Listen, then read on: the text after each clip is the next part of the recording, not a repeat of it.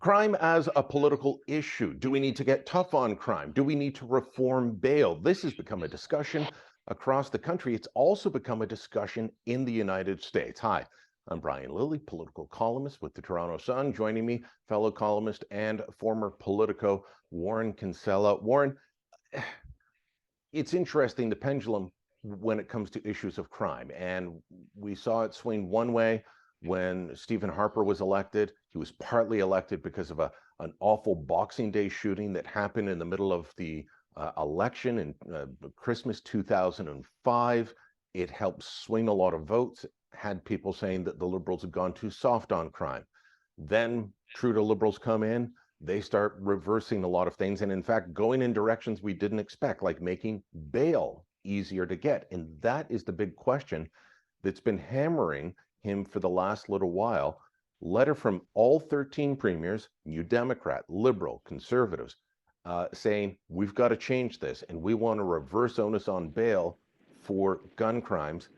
At the same time, down in the States where they went the same route, Democrats like Governor Hochul in New York State are saying, yeah, we went too far. We've got to reverse this.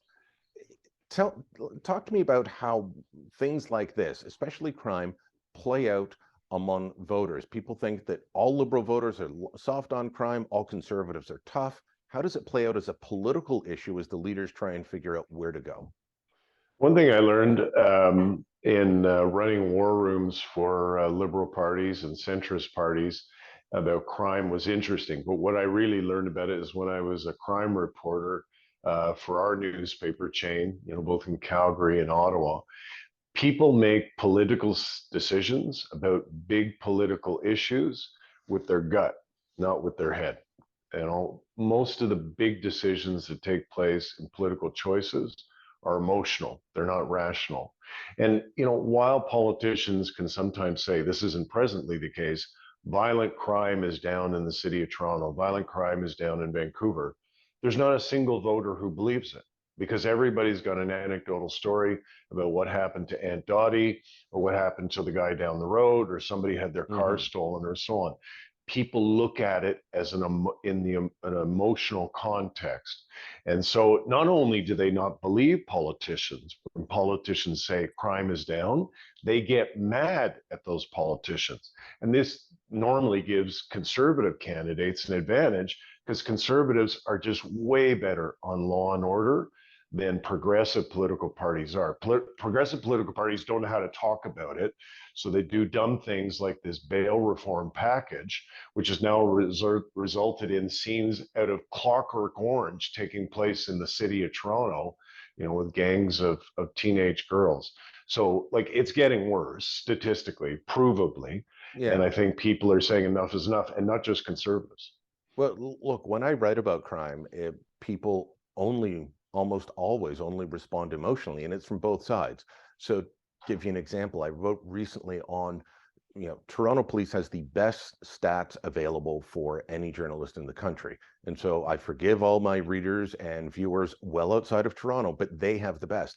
And in the biggest city in the country, major crime is up 40%. Now, when I hear from people who say, I'm conservative and we've got to do something about this, it's a very gut instinct reaction.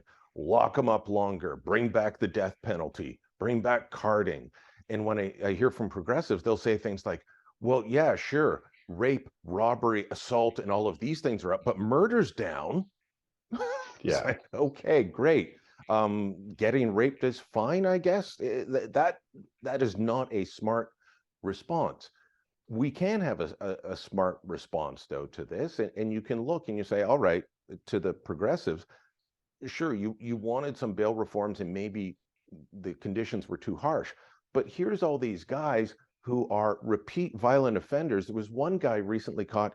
He was wanted on, I believe it was double attempted murder, that he committed that alleged offense while he was out on bail for another attempted murder while he was out on bail on another violent crime issue.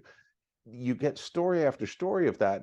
It should be easy for progressives to say, you know what? Yeah, those guys we have to deal with. But there seems to be a reluctance to do so.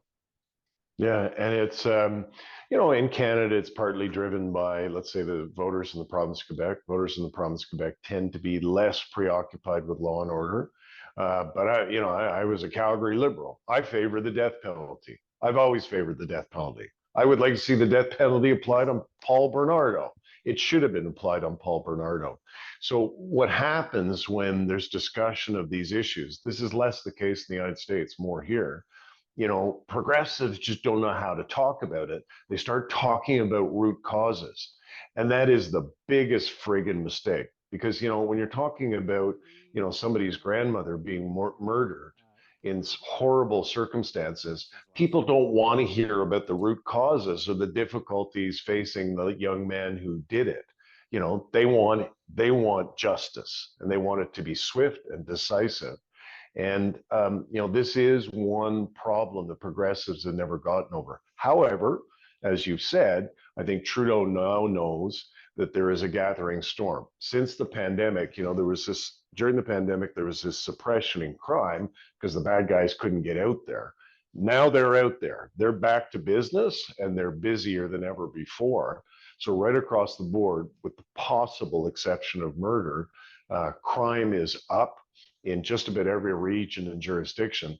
Trudeau has to pay attention to that, because if he doesn't, Poilievre owns the two ballot questions: the cost of living and what it costs to feed your family, and safety in the streets. And right now, Poilievre is much more credible on those issues. Well, Trudeau will have to do more than just say, I'll think about it, if he wants to save face on this issue. Warren, thanks so much. We'll put it to the audience. Let us know what you think. Drop a comment down below. Share this on social media. Tweet at us, yell at us, praises. Do what you will. Make sure you subscribe to the channel.